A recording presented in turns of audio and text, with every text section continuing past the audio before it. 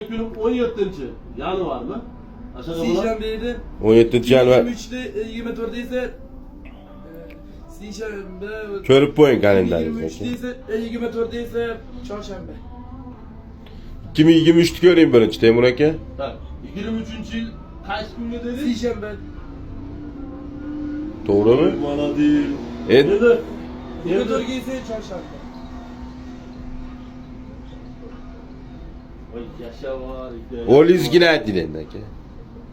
Oldu ki 23. noyabr 2013. 23 mi? 23'te ise Perşembe, 24'te ise Cuma.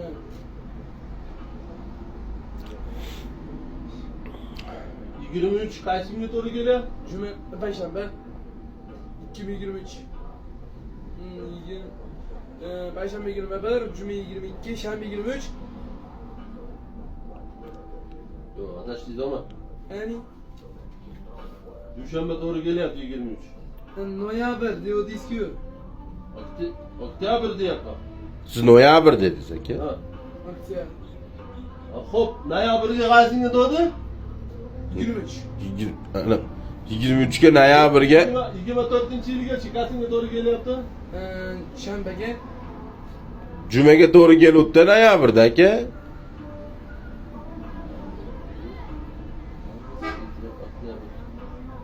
Kaç gün dedin?